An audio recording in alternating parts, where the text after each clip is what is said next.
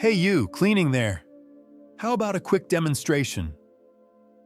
The voice cracked through the fluorescent hum like a whip. Every head in the Cross Combat Academy turned. It was past 9 at night, and most of the students were stretching, untying belts, chatting in low tones about drills. Only one man wasn't part of the class. He was pushing a mop across the corner of the tatami, quiet and methodical, like a rhythm no one else could hear.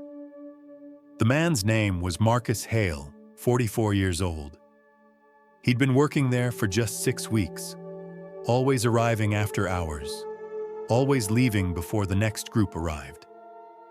The students knew him as the janitor with steady hands and eyes that never lingered too long on anyone. He was a fixture of the gym's background, like the vending machine that hummed in the corner or the punching bags that never stopped swaying.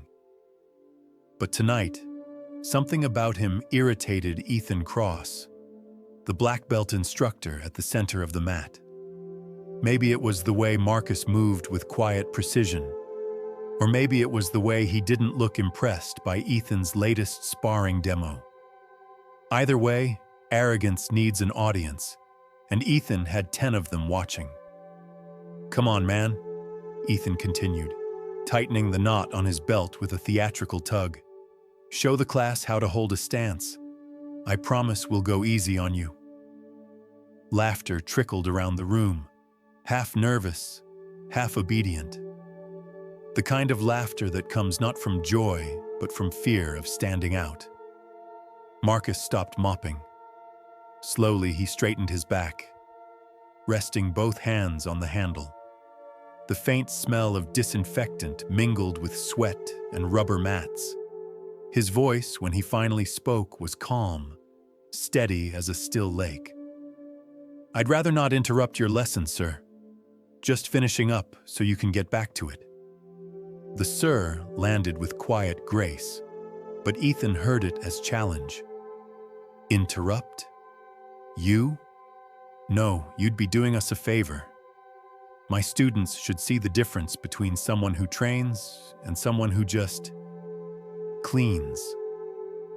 The tension was subtle but thick enough to feel. A few of the students exchanged uneasy glances. One of them, Lena Torres, a young purple belt with sharp eyes, frowned slightly. Ethan turned toward her, catching the expression. "Something funny, Torres?" She shook her head quickly. "No, Sensei. Just thought maybe he doesn't want to." "Sit down," Ethan snapped, louder than he intended. "You'll learn more in 5 minutes from this than in a month of drills." Marcus's gaze met hers for a brief second, an unspoken thank you. Then he turned back to the instructor. His expression remained unreadable, but there was weight behind it. The weight of someone who'd carried heavier silences before. He placed the mop back into the bucket, squeezed the handle once, and set it aside. "If you insist," he said softly, "then when this is over, you'll apologize. To them, to her, and to yourself, for turning this mat into a circus." The laughter that followed was forced, awkward. Ethan tried to make it sound genuine. "You'll be the one apologizing to the floor after you meet it." He motioned for the class to form a half circle. 10 students shuffled into place, belts straightened, eyes darting between their teacher and the janitor. The fluorescent lights above flickered, throwing long shadows across the walls. Ethan stepped forward, full of swagger. "Watch closely, everyone. Respect has to be earned. There's a hierarchy for a reason." Marcus didn't move. His breathing was slow, deliberate, the kind of breathing that comes from decades of control. His hands hung loosely at his sides, his shoulders relaxed, his posture balanced, not defensive, not aggressive, just centered. Lena whispered to the student beside her, "Something's off." Her voice trembled slightly. "He moves like he's done this before." Ethan heard her and smirked. Don't worry, he hasn't. I've seen him mop enough floors to know. He approached Marcus with mock patience, circling him like a predator toying with an injured animal. You ever trained before, Hale? Marcus's reply was simple. A long time ago. Perfect, Ethan said. Then this will be educational. He reached out and gave Marcus a light push on the shoulder, just enough to make contact. It was meant as a joke, but arrogance doesn't understand restraint. The contact was small, the meaning was enormous. Marcus didn't flinch. He didn't even sway. It was as if he were rooted into the floor itself. The reaction caught Ethan off guard, a half-second flicker of surprise before the smirk returned. Interesting, Marcus murmured. The words weren't threat or pride. They were observation, like a scientist noting a familiar pattern.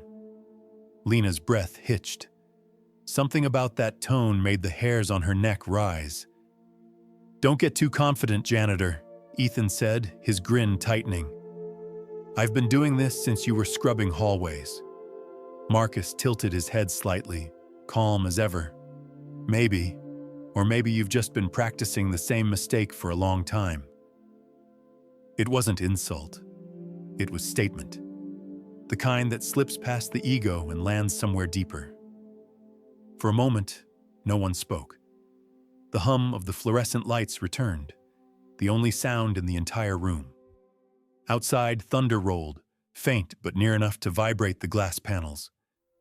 Ethan finally exhaled, clapping his hands to break the silence. All right, everyone, let's show him what martial arts really looks like. But as the students straightened their backs and widened their eyes in anticipation, none of them could explain the quiet feeling of dread that had begun to settle, or why the man who came to clean the mats now stood like someone who had once ruled over them. The air itself seemed to remember something he hadn't yet said. The laughter faded, but the echo of it clung to the walls like steam after a long shower. Marcus stood in the center of the mat now, no longer the man with a mop, yet not quite the man he once had been.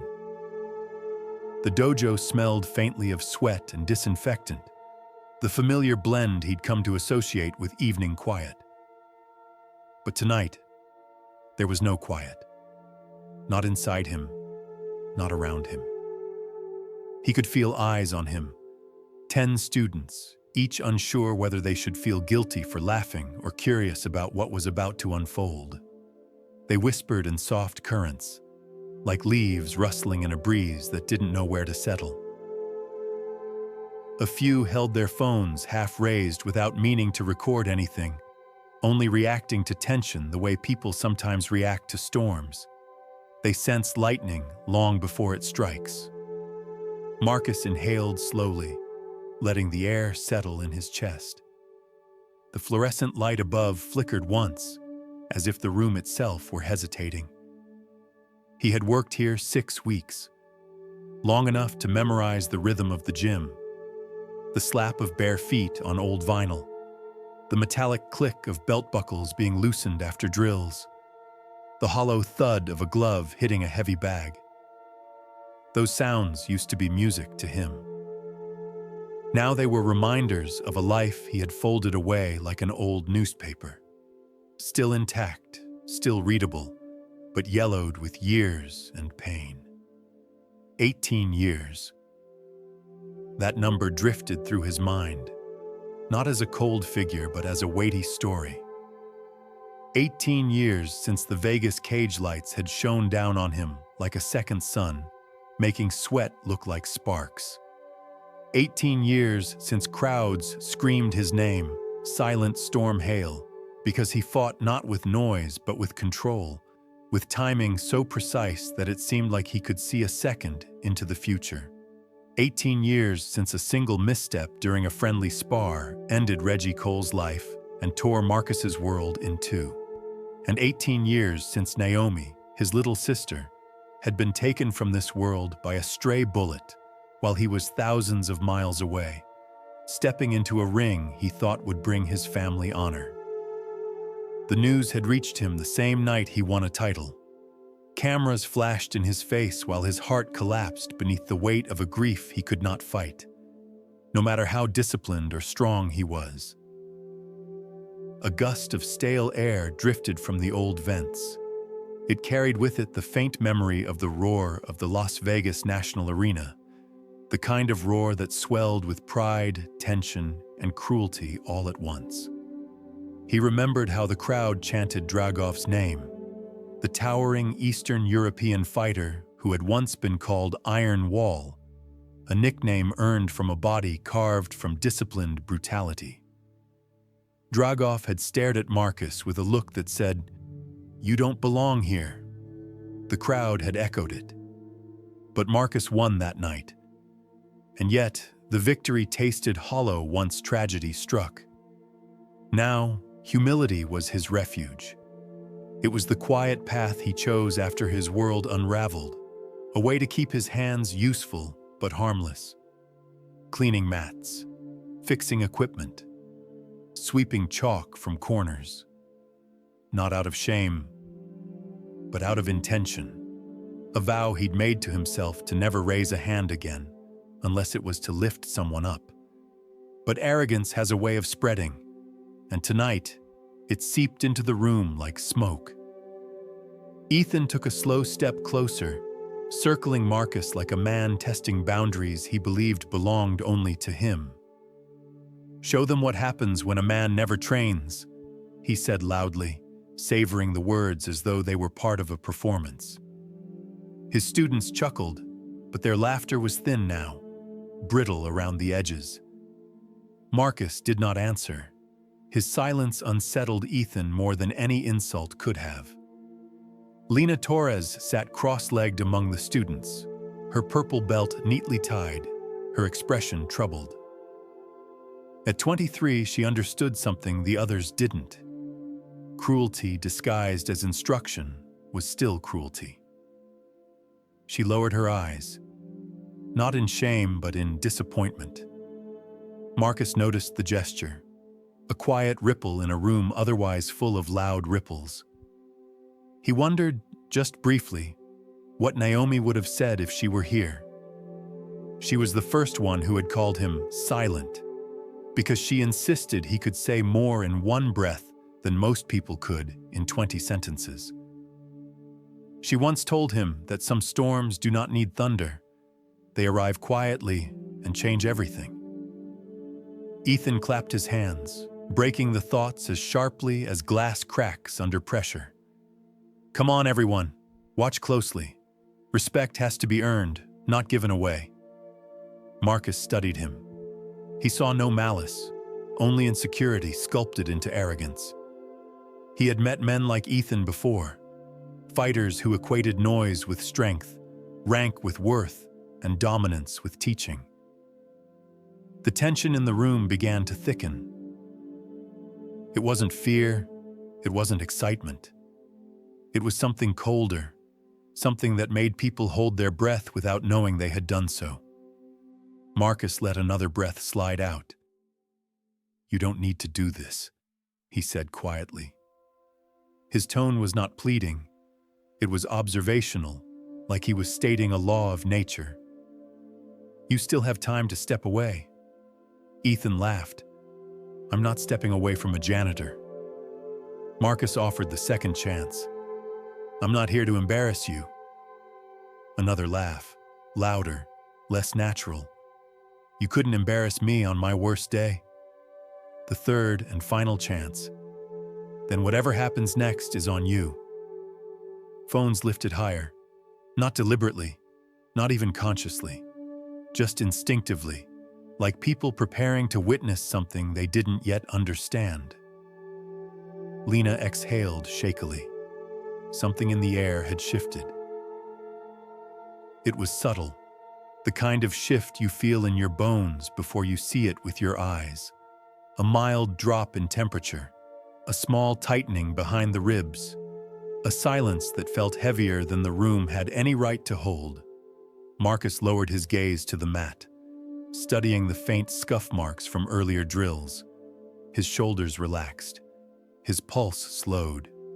His presence changed, not dramatically, but unmistakably, like a lantern dimming its light so your eyes adjust to what really matters. To the students watching, he seemed older for a moment, not by age but by experience, as if time itself had taken a step closer to listen.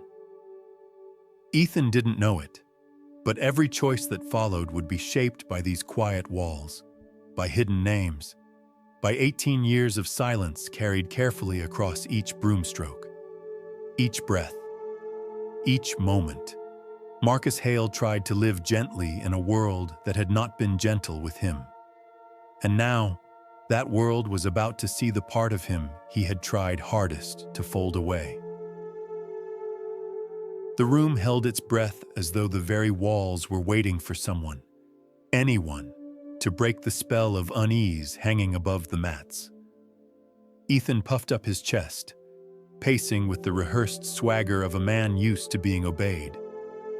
The fluorescent lights cast a pale glow on his black belt, and he adjusted it with a quick, confident tug. He wanted his students to see authority. He needed them to. But the authority he projected wavered in the air, thin as dust. Marcus stood in the same position as before, quiet, balanced, unshaken. His mop sat in the bucket a few feet away, droplets still clinging to the fibers, slowly falling like patient rain. The smell of cleaning solution lingered softly, an odd counterpoint to the storm of arrogance spinning around Ethan. For a moment, Marcus wondered if he should simply walk away.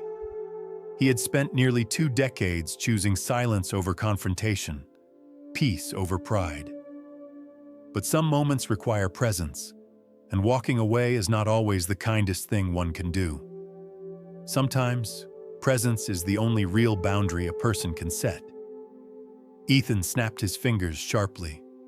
"Torres, eyes up. You're about to learn why rank matters." Lena Torres didn't look up. Her fingers tightened on her knees where she sat cross-legged. Her purple belt lay neatly tied around her waist, its ends resting against her thigh.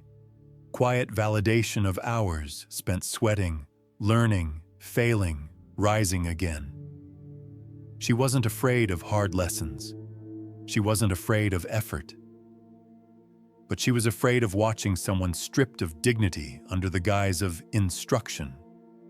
She had seen enough of that in her undergraduate psychology internships. Kids shamed in the name of discipline, employees humiliated in the name of team culture. She knew the signs. Ethan barked again, louder this time. "Torres," I said, "look up." And then softly, she spoke. "Sensei, is humiliation a teaching method now?" The question landed with startling clarity. It wasn't rebellious. It wasn't disrespectful. It was simply true. And truth has a way of slicing through ego more cleanly than any punch. Ethan froze mid-step. The students glanced at one another, as though someone had just opened a window in a room with stale air. A few eyebrows rose. A few shoulders shifted. And then, silence descended. Heavy, thick, almost physical. The fluorescent hum grew louder in the quiet, blending with the soft patter of the old air vent. It sounded strangely like distant thunder, muted, rolling, waiting. Marcus's gaze shifted toward Lena. Something stirred deep within him, something familiar and old. He had once seen that same calm courage in Naomi, his younger sister, when she stood between a friend and a police officer during a misunderstanding at school. Naomi had always been the one to speak up, not for herself, but for others. Her voice had been her bravery, and now here it was again, in a new body, a new place, a new moment. Ethan turned slowly toward Lena, disbelief tightening his jaw. "Are you questioning me in front of my class?" Lena didn't look away. Her voice stayed steady, even gentle. No, Sensei, I'm questioning what's happening. There's a difference. It was the most respectful way someone could challenge a wrong. Marcus watched Ethan's shoulders tense.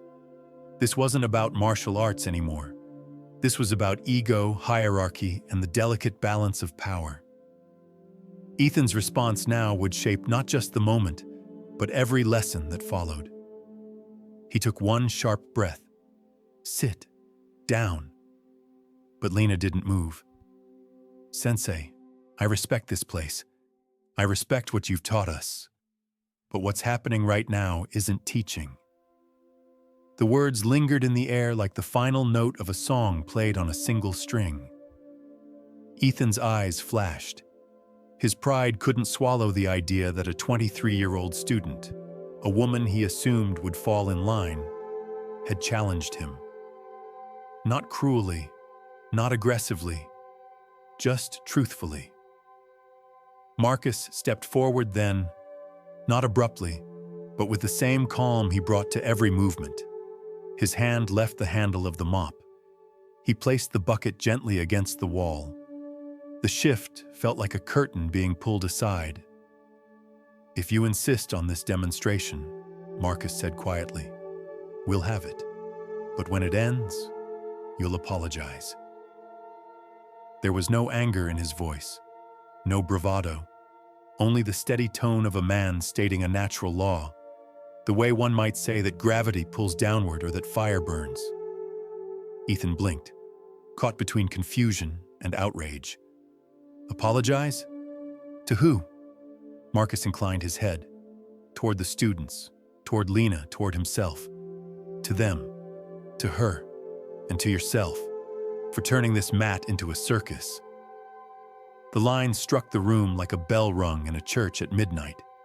Unexpected, resonant, unforgettable. A few students swallowed hard. One lowered his phone halfway, unsure whether the moment was still entertainment or a lesson he wasn't ready for.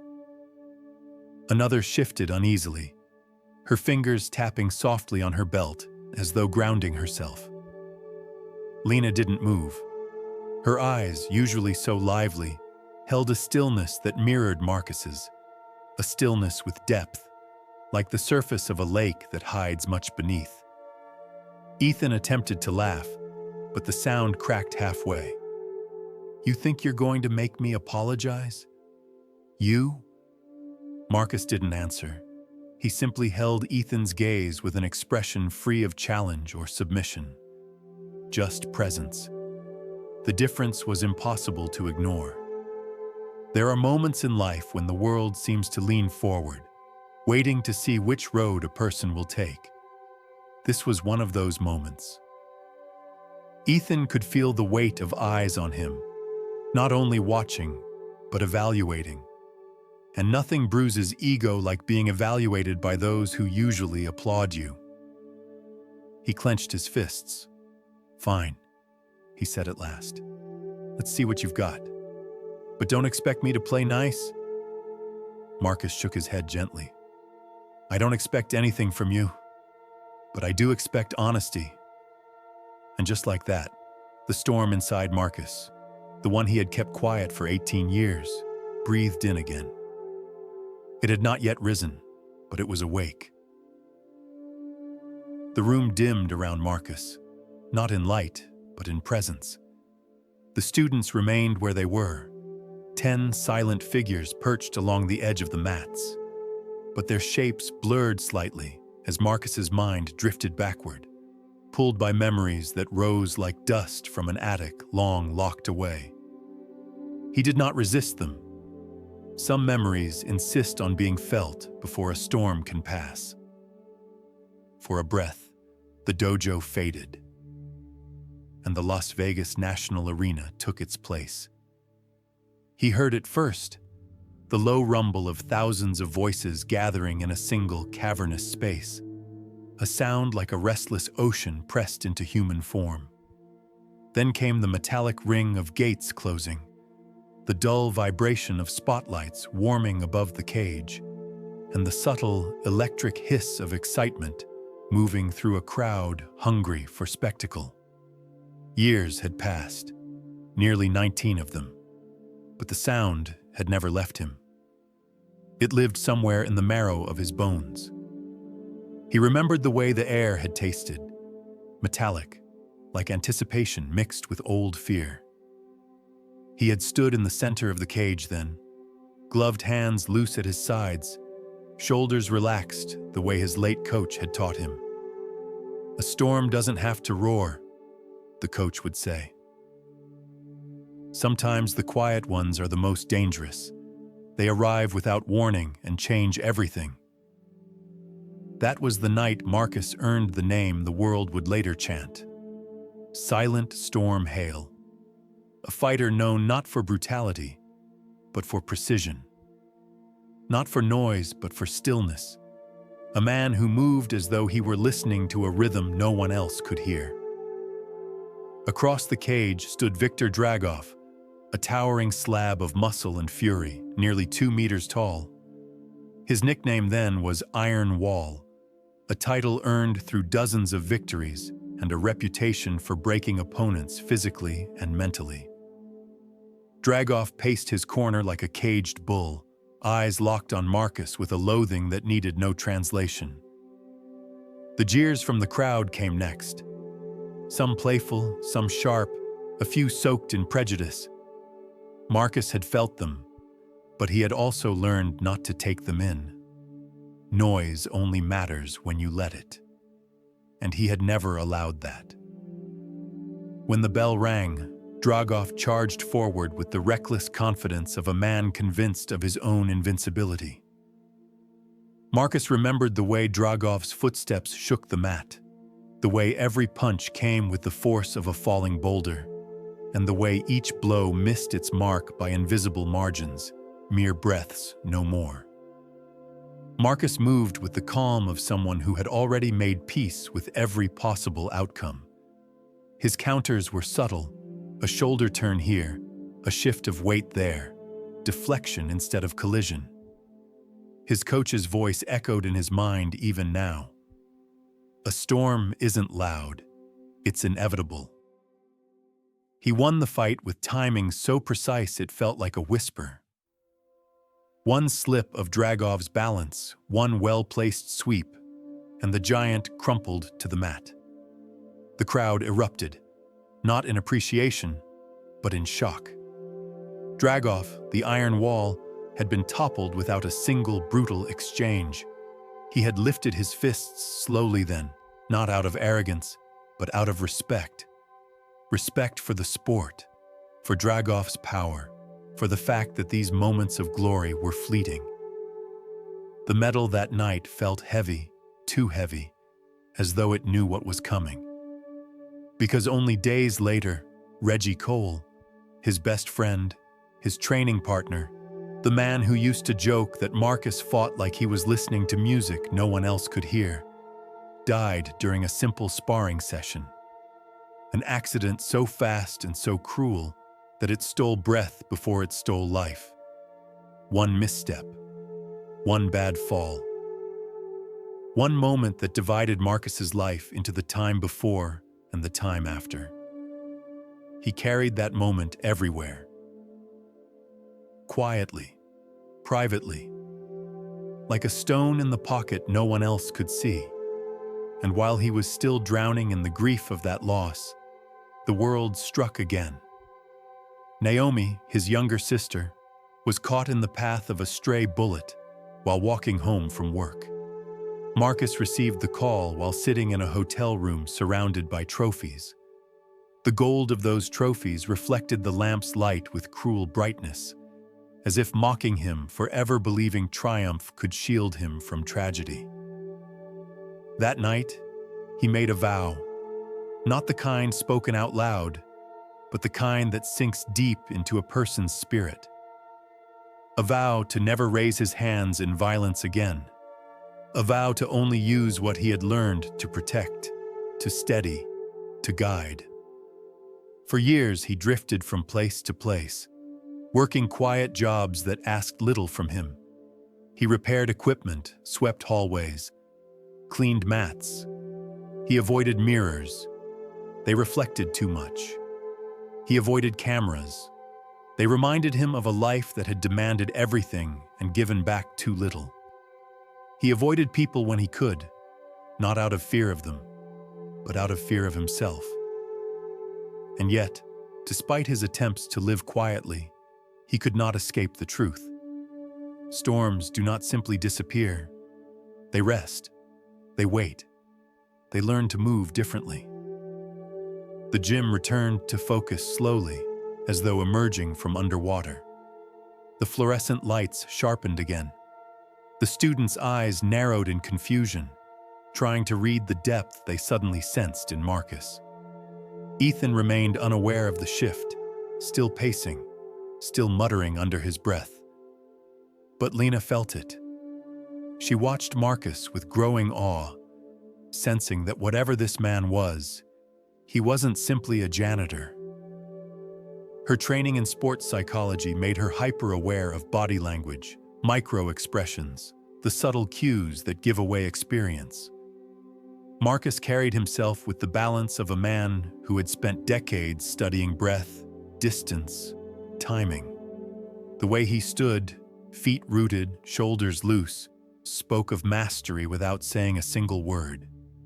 She couldn't quite name it yet, but she knew. Everyone who was paying attention knew. Something immense, something quiet, something disciplined lived beneath the surface of this man. Ethan stopped pacing long enough to scoff. "You ready or what?" Marcus's eyes lifted, calm but focused, the way a man looks when he sees not his opponent, but the deeper lesson hiding behind him. "Yes," he said softly. "I'm ready."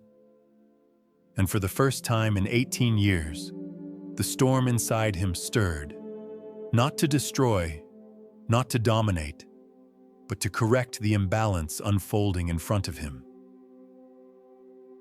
The gym felt strangely smaller now, as if the walls had inched inward without anyone noticing. Ethan's footsteps tapped across the mat with the brisk confidence of a man performing for an audience. Each step was deliberate, sharp, and meant to be heard.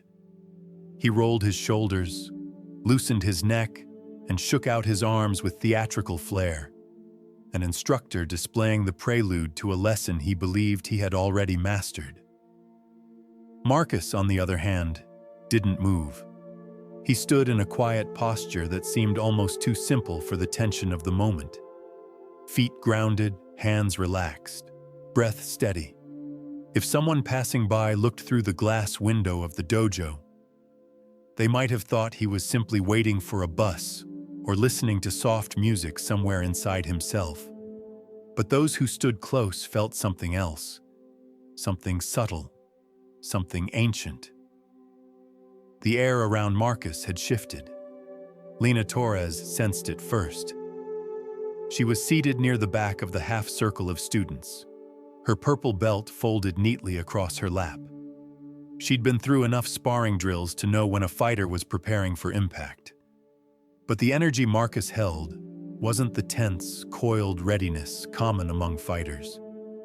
It was something softer, deeper, a stillness that reminded her of the hour before sunrise, when the world hasn't yet decided what it wants to be. She whispered to the student beside her, "He's centering." The student frowned. "Centering what?" "Everything," she said quietly, though she wasn't sure how she knew. Phones hovered in uncertain hands, not raised fully, not lowered either. Tonight's tension had a gravity to it, pulling attention toward Marcus as though he were an anchor lodged in the middle of a rising tide. Ethan mistook it for fear.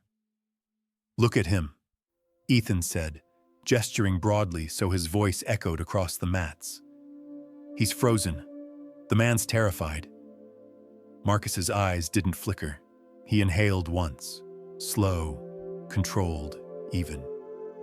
The sound was barely audible, but Lena heard it.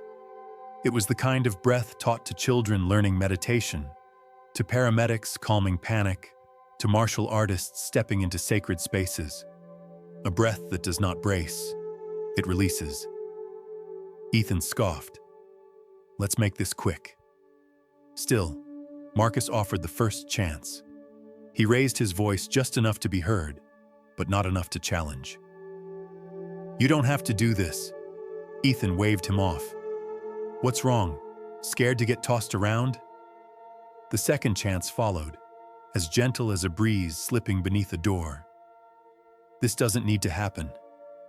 Ethan laughed loudly. Oh, it's happening. Students shifted uncomfortably. What had felt like a funny idea minutes ago now felt like watching a man walk toward a cliff with his eyes closed. The third chance came, softer still. Then what comes next is yours to carry. The words didn't threaten. They foresaw. Ethan missed the meaning entirely. Arrogance is deaf that way. He swung his arm forward and shoved Marcus's shoulder. It was not a hard shove, but it was an unnecessary one. A push meant to assert power, the kind of gesture used by men who think authority is something that must be performed, not lived. And Marcus didn't move, not even half a step. His stance absorbed the force the way an old tree absorbs wind, by knowing exactly where its roots lie. Ethan blinked. Oh, so you've got some balance. Marcus didn't reply. He didn't need to. His silence held more clarity than any clever retort. He allowed his mind to settle into the familiar cadence of awareness. He did not revisit the violence of his past, nor the grief that followed. Instead, he stepped into the present moment, as though slipping into an old garment, a worn, soft fabric that had once been armor, now simply a memory of who he had been. He let his toes feel the gentle give of the mat beneath them. He noticed the faint buzz of the ceiling lights. He felt the eyes of 10 young students searching for reassurance in the quiet of his posture. And then there was Lena. She was watching him closely, studying every detail with the precision of someone trained to analyze human behavior. She had read countless case studies, observed dozens of athletes during peak performance and emotional collapse. She knew tension, she knew fear, she knew anxiety. But Marcus showed none of these. He exuded presence, not dominance, not defiance, just presence. A state many athletes chase for years but never truly find. The flow state where the mind quiets, the body remembers, and the world shrinks to a pulse. Ethan, annoyed by Marcus's stillness, leaned forward and shook out his wrists. You think standing there is going to save you? Marcus looked at him with a calm that unnerved even the students who believed in Ethan's skill. I don't need saving. Ethan barked a laugh. We'll see about that. He stepped back into his stance, feet wide, hands up, chin tilted with practiced confidence. His form was good. Anyone could see he had trained for years. But something about his movements felt louder than necessary, like cymbals clashing in a room meant for soft flutes. Marcus lowered his gaze slightly, observing the angle of Ethan's shoulders, the placement of his weight, the slight hitch in his breathing that revealed impatience. These small details, micro movements invisible to most eyes, were as clear to Marcus as handwriting. To him, Ethan's stance wasn't a threat. It was a sentence, and he could read it fluently. Ready? Ethan asked, bouncing on his toes. Marcus gave a single nod. Lena felt her heart race. The tension wrapped around the room like an invisible rope, drawing everyone in. Even the old clock on the wall seemed to slow its ticking, as though it too wanted to listen. Ethan lunged forward. Marcus exhaled once, long, even, steady, and the storm inside him breathed again, not to strike, not to hurt, but to restore balance that had tipped so far it could no longer stand on its own. Ethan's body shot forward with the eagerness of a man who had grown used to watching opponents shrink beneath his presence. His footwork was quick, neat, and trained. Years of drills distilled into muscle memory. The students leaned instinctively toward the center of the mat, their eyes widening as the instructor they admired launched into an opening combination designed to intimidate rather than harm. A sharp step, a clean extension of the arm, a perfectly aligned fist slicing through the air. The first strike, a straight punch, should have landed near Marcus's chest. It had done so countless times to students who were too slow to dodge or too hesitant to counter. But tonight, it meant nothing. Marcus wasn't there anymore. He hadn't jumped away. He hadn't spun dramatically. He had simply shifted. A quarter step, a tiny adjustment, the kind you could mistake for a breath. The kind of movement that made you question whether he had moved at all or whether your memory had betrayed you. Ethan blinked, just once. Then he swung again, a cross, then a hook. Moves executed with textbook precision, moves meant to demonstrate dominance, but each one struck only air. Marcus drifted around him with the ease of water flowing around stone. His feet hardly made a sound. His shoulders remained loose. His gaze stayed calm, almost compassionate, like he was watching a child learn to walk. He didn't block Ethan's strikes. He didn't push them away. He simply wasn't where they needed to land. Lena Torres felt her pulse quicken. She'd studied performance psychology long enough to understand when an athlete entered a zone of heightened perception, when time seemed to stretch and the world narrowed into a single point of awareness. But Marcus wasn't in a zone. He was the zone, a still point at the center of Ethan's storm. Ethan, increasingly irritated, swung harder, faster.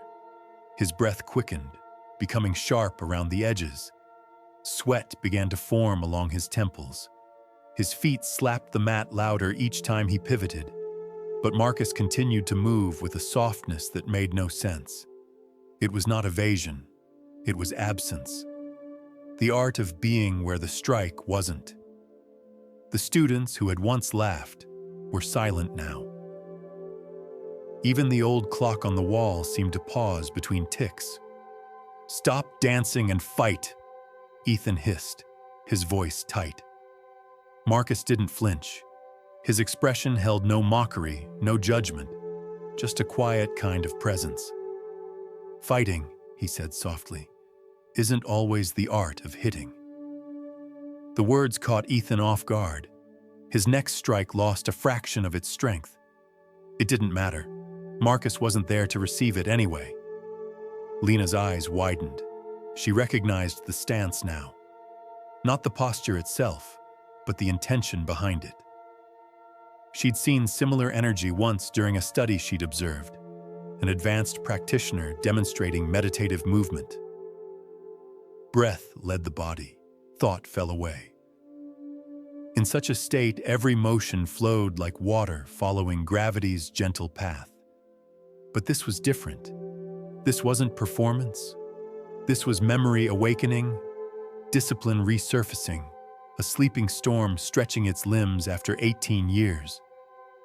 Ethan circled Marcus, trying to find an angle. "Where did you learn to move like that?" Marcus didn't answer. Instead, he took another quiet step, almost a glide. Ethan turned sharply to follow him and lost his footing for a split second. It was subtle, but Lena saw it. How Marcus had guided the space, not the body.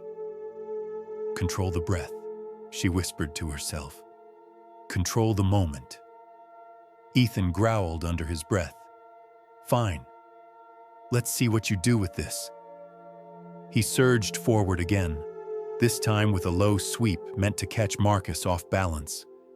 But Marcus lifted his foot just enough to let the sweep pass beneath him, then gently pivoted. The movement was so small, so economical, that it looked like an accident. It was not. He wasn't avoiding Ethan. He was redirecting him, like a teacher guiding a reckless student without letting the student know they were being guided. Sweat darkened Ethan's shirt now. His breaths became shorter, each exhale tinged with frustration.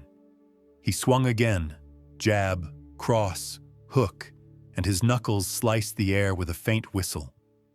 But Marcus's avoidance remained exactly the same. A whisper of a sidestep, a subtle lean, a rotation no broader than the arc of a slow breath. "Why won't you stand still?" Ethan gasped. Marcus spoke softly, as if explaining a simple truth. "Because you aren't striking with intention, you're striking with emotion." The sentence struck deeper than any physical blow could have. Lena felt something shift inside her chest. It wasn't fear.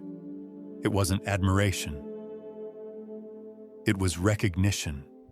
The feeling of witnessing someone operate on a level far beyond the room's expectations. Ethan lunged once more, aiming high, trying to catch Marcus off guard. Marcus dipped smoothly, letting the strike pass overhead, and placed the lightest touch on Ethan's elbow. A tiny redirection. Ethan stumbled sideways, nearly tripping over his own momentum. The students gasped. One of the younger students whispered, "He's reading him, like he knows what's coming before it comes." Another murmured, "Sensei's getting tired." Their instructor, proud, loud, confident Ethan Cross, continued to swing on reflex, chasing a man who seemed not to move, but to exist in the exact space where strikes lost their meaning. Every missed blow became heavier, every turn slower, every breath louder. The tension in the dojo tightened. Pulled taut like a bowstring, Marcus did not attack. Marcus did not strike. Marcus did not boast. He simply continued to move in that quiet, impossible way, like a shadow that refused to stay where light told it to stand. Ethan stepped back at last, panting. His frustration flared like heat from asphalt on a summer day. Even his students could feel it. You can't dodge forever," he said, voice ragged. Marcus tilted his head slightly, compassion softening the edges of his gaze.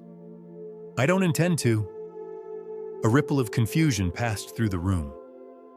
Before Ethan could decipher the meaning, Marcus added, "You're not fighting me. You're fighting your reflection." The words landed with unsettling accuracy. Ethan opened his mouth to respond, but no sound came. Silence spread across the mats, wide, steady, absorbing. Every student felt it. Ethan felt it. Lena especially felt it, her heart pressing softly against her ribs. For the first time since the demonstration began, Marcus stopped moving, and the room understood, on some level too deep for words, that the storm was preparing to show itself. Without violence, without anger, without noise. Just truth. Plain, steady, unshakable truth. The room had gone so quiet that even the hum from the fluorescent lights seemed hesitant to intrude. Ethan stood with his chest rising and falling sharply, a sheen of sweat darkening the fabric of his uniform. His breath came in uneven bursts, short exhales followed by quick, irritated inhales. Marcus, by contrast, breathed with the steadiness of a man sitting beside a calm river, not one facing an opponent trained to punch. Every student sensed it now. The shift that had begun as a faint breeze had grown into something unmistakable, a weight in the air, not heavy enough to suffocate, but dense enough to silence. They didn't know what they expected Marcus to do next, only that something inevitable was approaching. Ethan wiped his brow with the back of his wrist. "Enough running," he snapped. though Marcus had not run at all. "Let's see you take a real hit." Marcus didn't respond, except for the smallest nod, an acknowledgement, not a challenge, a gesture so measured it carried no tension, only gentle acceptance. Ethan took a step forward. His foot hit the mat with a louder slap than before, not from force, but from impatience. He rolled his shoulders, clenched his fists, and tightened his stance as though preparing to launch himself off the ground. In his mind, this was going to be the moment, the one where he restored his authority, reclaimed the room, regained control. In his mind, his students would later laugh about how he taught the janitor a lesson after catching him with one clean strike. But arrogance is a lens that distorts reality. Marcus shifted his weight so subtly, it seemed like a thought rather than a movement. His feet slid into alignment with the kind of precision only decades of training could produce. To the untrained eye, it might have looked like nothing. To Lena, it looked like the world itself took a gentle breath. Ethan exhaled sharply and lunged. It was not a reckless lunge, far from it. His form was solid, driven by countless hours of drills and muscle memory. His right foot pushed off the mat with practiced power, his hips rotating smoothly, his torso following the line of force. His right arm surged forward like a battering ram, propelled by years of confidence and authority.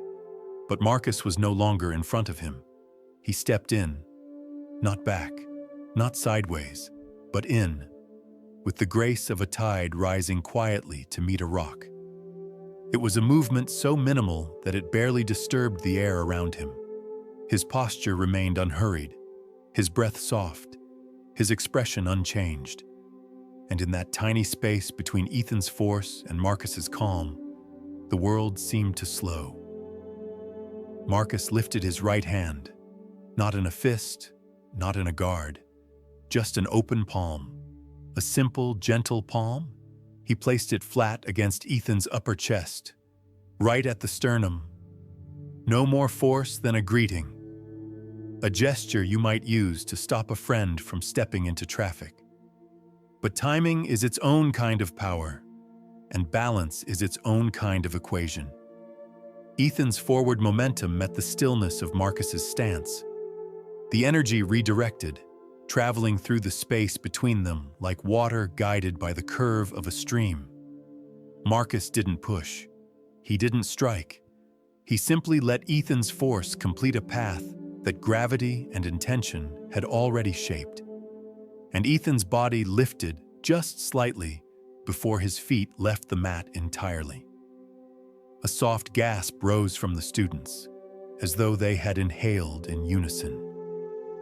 Ethan didn't fly backward dramatically. It wasn't a theatrical throw. It was something quieter, something purer. His body traveled 2.5 meters across the mat, guided by his own momentum, and met the floor with a dull thud that echoed gently in the open space. He lay staring at the ceiling, stunned into stillness. Not hurt, but awakened. For a brief moment, the dojo forgot how to breathe.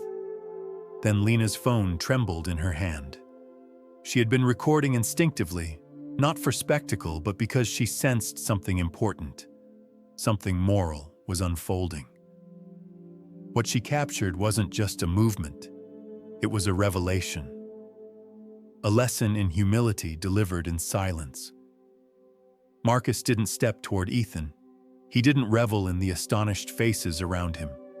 He simply lowered his hand, letting it fall back to his side with the same steady softness with which he had raised it. Ethan blinked slowly, as though trying to process how his world had rearranged itself in a single breath. He tried to sit up, then stopped halfway, holding himself on his elbows. His eyes moved between the ceiling and Marcus, disbelief clouding his expression. "What was that?" he whispered. Marcus answered with a tone so gentle it felt like compassion wrapped in air. It's nothing complicated, just leverage, timing, breath, a lesson I learned a long time ago. The words held no pride, only truth. Soft, patient truth. A heartbeat passed, one that felt louder than the rest, and then silence returned. Not awkward silence, not fearful silence, a silence filled with recognition. One of the students finally whispered, barely audible, "Did he just touch him?" Another replied, "Barely." The old clock on the wall resumed its steady ticking, marking the moment as though preserving it for memory. Outside, a breeze brushed against the windows, adding its quiet rhythm to the room. Ethan's breathing slowed, shifting from shock to something else. Acceptance, perhaps, or awakening, or the first timid step toward humility. Marcus stood still. Not triumphant, not dominant, just present. From her place on the mat, Lena swallowed hard. She didn't fully understand what she had witnessed, not technically, but emotionally she felt it deep in her chest. A quiet lesson had been delivered, not in strength, not in rank, but in character. The camera in her hand kept recording, capturing a moment that would soon ripple far beyond this room. For a long moment, no one moved. The mats held the imprint of Ethan's fall, and the air around Marcus felt as if it were made of something thicker than oxygen, something heavier, something older. It wasn't intimidation. It wasn't threat. It was the quiet gravity of a truth finally revealing itself after years of silence. Ethan remained on the floor with his elbows supporting his upper body, blinking up at the ceiling as if expecting it to provide an explanation. He looked less like a man who had been defeated and more like a man who had stumbled into a room where all the mirrors suddenly reflected him differently. He managed to find his voice at last. "That's impossible." Marcus stepped toward him, not quickly, not dramatically, but with the calm patience of someone approaching a wounded animal. He extended a hand. Ethan hesitated before taking it, his fingers trembling slightly as Marcus helped him back to his feet. "It's not impossible," Marcus said softly, as though explaining a gentle concept rather than a physical lesson. "It's breath, it's timing. It's the way momentum moves through the body. Think of it like guiding a falling branch so it lands where it won't break anything." The explanation was simple. Free of jargon, free of pride. Just truth in a softened form that even an AI voice could glide through without stumbling. But to Ethan, the words felt heavier than any blow. The students watched the exchange in silence. The earlier laughter was gone, replaced with wide eyes, open mouths, and the kind of stillness that comes from witnessing something you know will stay with you for a long time. Lena Torres, however, was the only one who seemed to fully understand what she had just seen. Not technically. No, she wasn't trained enough for that. But emotionally, psychologically, morally, she understood every part. Her phone trembled slightly in her hand. She lowered it slowly, not because she wanted to stop recording, but because she felt like she needed to breathe. "Marcus Hale," she whispered to herself before her fingers typed the name into her screen. The search bar blinked back at her. Then results began to bloom beneath her thumbs. Images, headlines, old posters from championship nights, archived articles that once lived at the top of sports columns. Her breath caught. She stood up quickly without meaning to. "Oh, my goodness." Ethan turned toward her. "Torres, what are you—" But she was already stepping forward, holding out her screen, unable to hide the shock in her voice. "Sensei, look." Marcus didn't try to stop her. He simply folded his hands gently in front of him and waited. Ethan leaned closer. His eyes scanned the screen. First one image, then two, then dozens. Posters of a younger Marcus standing in the center of brightly lit arenas, muscles defined not by vanity, but by discipline. His expression in every photo was the same calm stillness he wore now. Then came the article headlines. Silent Storm Hale claims championship title, 4-time mixed martial arts world champion retires unexpectedly. The fighter who won without rage. Silent Storm leaves arena after tragedy strikes.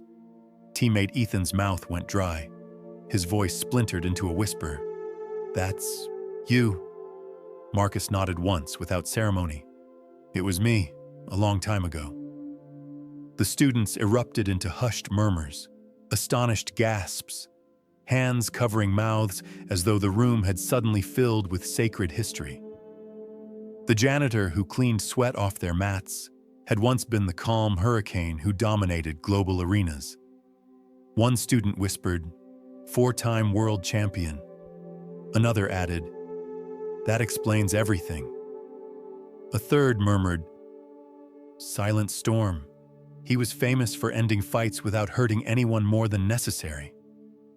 Lena swallowed hard, her eyes shining with awe. "Why didn't you tell anyone? Why work here like this?" Marcus's gaze softened, the weight of nearly 2 decades visible in the gentle lines near his eyes. Because titles fade, belts gather dust, arenas get torn down or renovated. But humility can build things that last. Ethan's face flushed with shame. He looked from the screen to Marcus, then back to the students watching him. Every bit of his swagger drained away, leaving behind a man who looked smaller, younger, and entirely unsteady. If I'd known," Ethan stammered. "I wouldn't have..." Marcus shook his head before Ethan could finish. His voice was kind, but firm in a way that allowed no escape. "If you'd known, you would have treated me differently because of a title. But that is not respect. That is recognition of status." Ethan looked down, hands hanging loosely at his sides. Marcus continued, "Respect that only appears when someone earns a title is not respect at all. It's reaction. And reaction is not the same thing as character." The room fell into a deeper silence, one that wasn't tense anymore, but contemplative. The kind of silence that invites listeners to reflect on the difference between admiration and integrity. Ethan opened his mouth again, but this time no words came. He had nothing to defend himself with. No technique, no authority, no clever retort. His own pride had run out of breath. Marcus took a step back, giving Ethan space to stand on his own. "Everyone carries storms inside them," he said quietly. "Some storms destroy, some storms protect.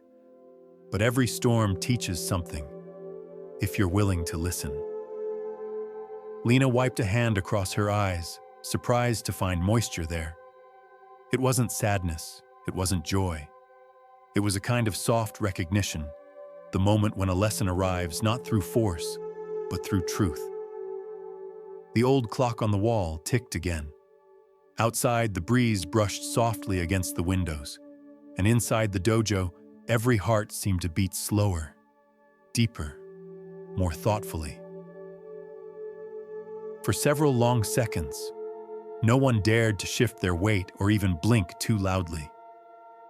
The revelation of Marcus Hale's identity still pulsed through the dojo like a quiet echo that refused to fade. It wrapped itself around the room, settling on shoulders and settling into hearts.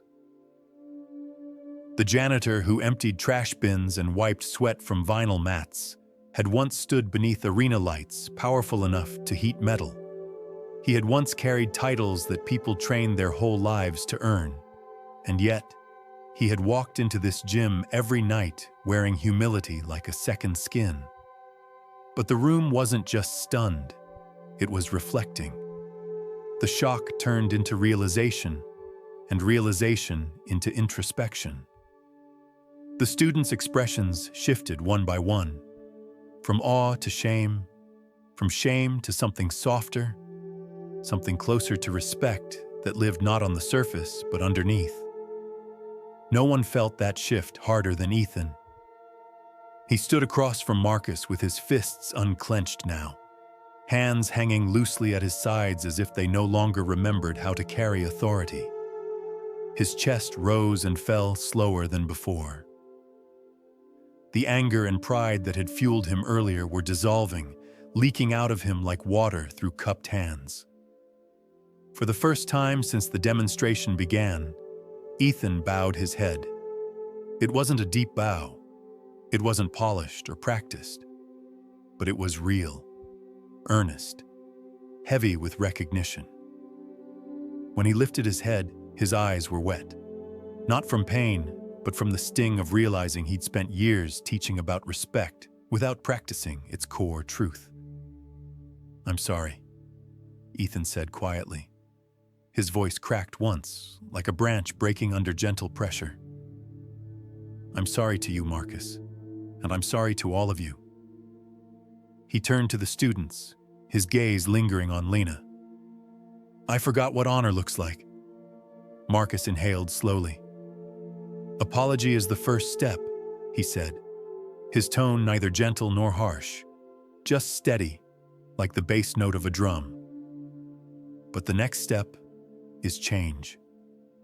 Ethan nodded, though shame curled around his shoulders. "I don't know where to start." "You start," Marcus replied, "by facing yourself. All of us must do that." The words landed like pebbles dropped into a pond, soft, but creating ripples that traveled outward. As silence spread again, Lena stood, moving forward with quiet purpose. She held her phone at her side, its recording light blinking like a tiny heartbeat. She hadn't intended to record a lesson, but that's what she had. An unfiltered record of arrogance collapsing in the presence of humility. The students watched her approach Marcus, unsure of what she would do next. She took a breath. "Marcus, may I show them something?" He nodded once. She lifted her phone for everyone to see. The screen displayed the footage of the palm, Marcus stepping in, Ethan lunging, the gentle placement of an open hand, and the quiet inevitability of what followed. It wasn't flashy. It wasn't violent. It wasn't even fast. It was graceful, clean, honest. A few students gasped softly as they rewatched it. Others covered their mouths. One young man whispered, "He did that without force, only timing." Another murmured, "It's like he knew exactly when Ethan's balance would break."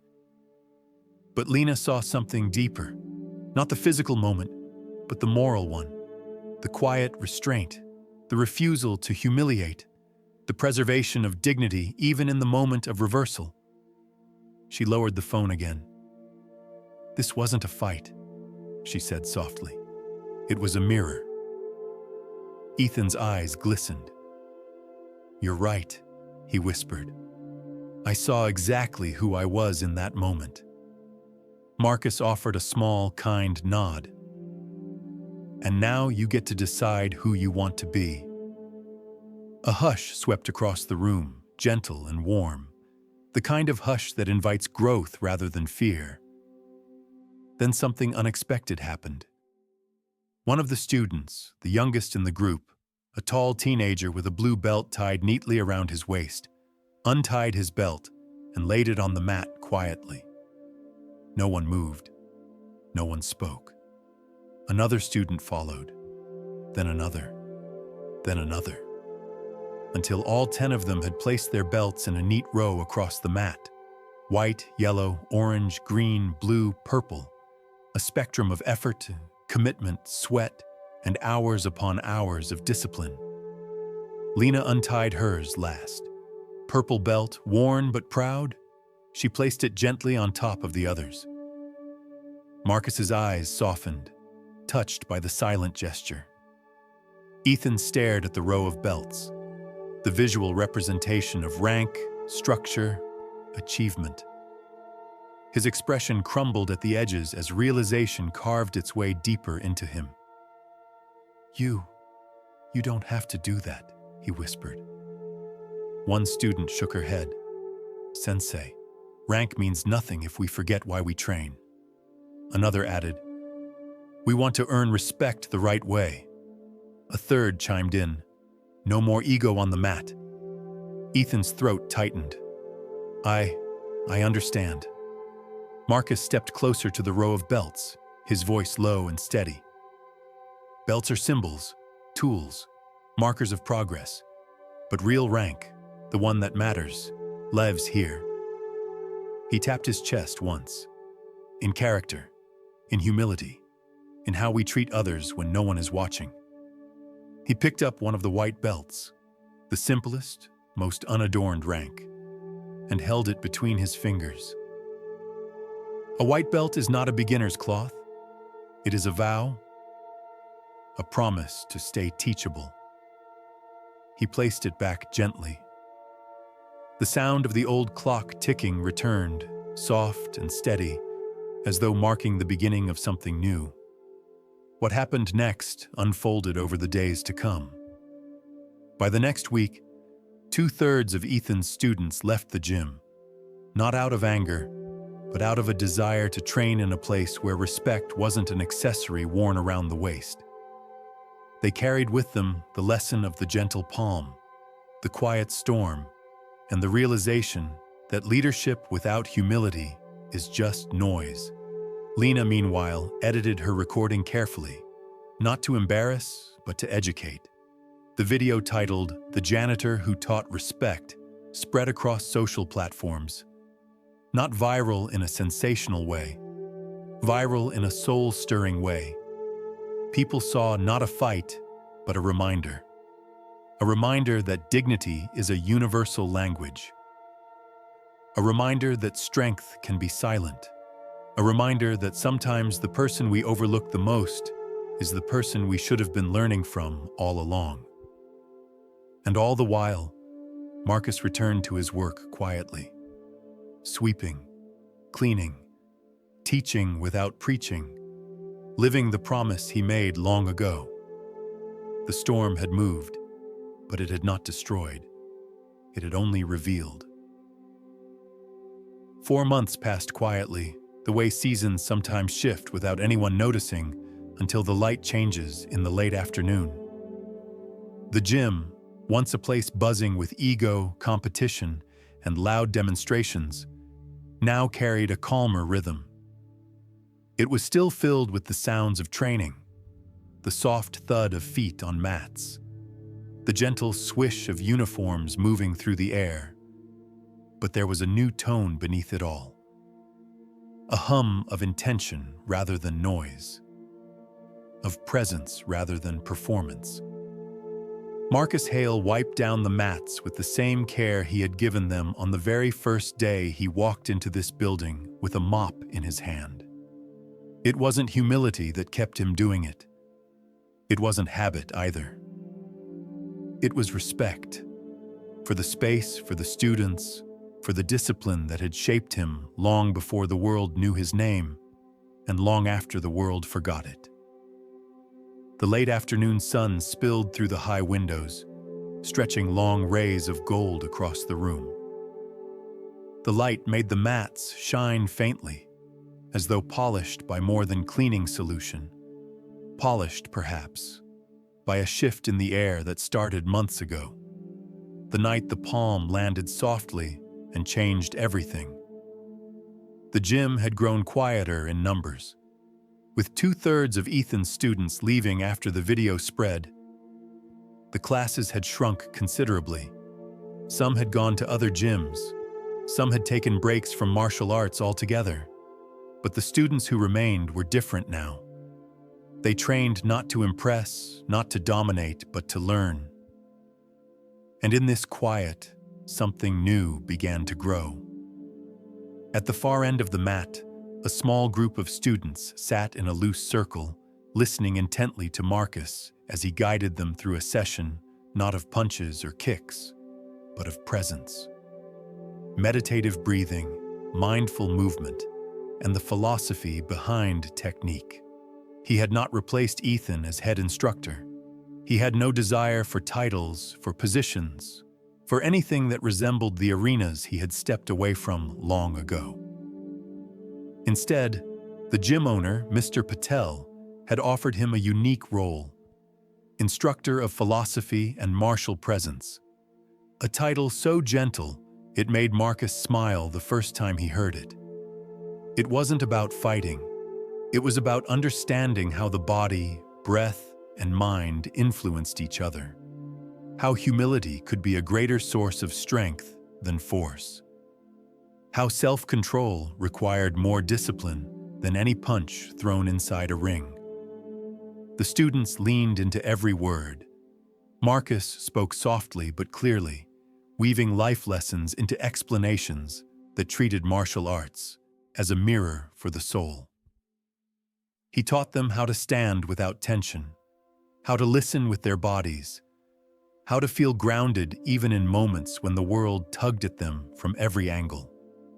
He taught them how storms inside the heart could be understood rather than feared. Lena Torres sat beside him, serving as his co-instructor. Her purple belt rested neatly around her waist, but her presence carried a new depth now. Working alongside Marcus had changed her, not into something different, but into something firmer, more rooted. She carried her confidence without the brittle edges it once had. She had reshaped her senior thesis into a study titled Humility as Strength, a psychological inquiry into silent mastery. Her professors praised the work for its blend of scientific depth and human warmth. Ethan Cross trained on the far side of the room, quieter than he had ever been. He no longer barked commands or paced like a rigid statue. His classes were smaller now, sometimes 3 students, sometimes 4, but his voice had changed. It was no longer sharp with pride or thick with insecurity. Instead, it carried something more fragile, more earnest, the sound of a man rebuilding piece by piece. He occasionally glanced toward Marcus, not with embarrassment, but with respect. There were moments, between drills, between breaths, when he paused to listen, not to the words being spoken, but to the lesson beneath them. And every so often, Marcus would nod back at him in quiet acknowledgement. Not forgiveness, because forgiveness had already been granted, but recognition of the work Ethan now chose to do. When the class ended, students bowed out with genuine gratitude, their movements thoughtful rather than rushed. They began rolling up their uniforms, chatting softly, voices carrying the ease of people who felt safe, not judged. Marcus stayed behind as always, collecting stray towels, straightening equipment, and returning the room to the calm order it deserved. As he knelt to wipe down a corner of the mat, he heard footsteps approaching softly. "Sensei Marcus," Lena said gently, "thank you for another beautiful lesson." He sat back on his heels, offering her a small smile. "I'm just sharing what someone once shared with me. But you do more than that." Her voice softened further, becoming almost a whisper. "You teach in a way that changes people." Marcus looked at the mat beneath him, the faint reflection of the lights shimmering across its surface. "Change doesn't come from me. It comes from listening, and listening takes humility." Lena nodded, understanding the deeper meaning. Then she added, "You know, it still amazes me that you clean the mats yourself." "This," Marcus chuckled softly, "this isn't humility. This is care. When I clean, I'm reminded of where I stand, on the ground, always. They shared a quiet moment, watching the sunlight drift across the room as though it, too, had found a place to rest. Outside, the evening breeze brushed against the windows, carrying the faint scent of rain. A storm was coming, but it would be gentle, just enough to cool the night, not enough to frighten it. Marcus rose slowly, placed the mop aside, and looked around the gym. It wasn't perfect. It wasn't grand. It wasn't filled with crowds chanting his name. But it was honest. It was calm. It was home. Lena packed her bag and walked toward the door. Before leaving, she turned back. "Sensei, what you taught me these past months, I'll carry it for a lifetime." Marcus smiled, not widely, but deeply. "Respect isn't earned by belts or titles, Lena, only by character. And you," he gestured gently toward her heart, "you have that." She lowered her head in gratitude. As the students drifted out and the dojo settled into evening quiet, the narrator's voice slipped in like a final breeze. In a world that often mistakes volume for strength and titles for worth, sometimes the quietest lessons leave the deepest marks. Sometimes a gentle palm teaches more than 1,000 punches, and sometimes the person sweeping the floor is the one who knows most about standing tall. And so, the storm that had once been feared now rested in peace. Not in the ring, not beneath bright arena lights, but here, in a humble dojo where character mattered more than cloth. The lesson was simple, timeless, and soft enough to fall asleep with. When respect is rooted in humility, its echo lasts far longer than applause. And for anyone listening tonight, wherever you may be drifting off, may your storms be gentle, may your strength be quiet, and may your heart decide who you are long before any title ever does. Soft CTA. I'd love to know where you're listening from tonight. If this story gave you something to reflect on, you're welcome to subscribe and share it with someone who might need a quiet reminder of what real strength looks like.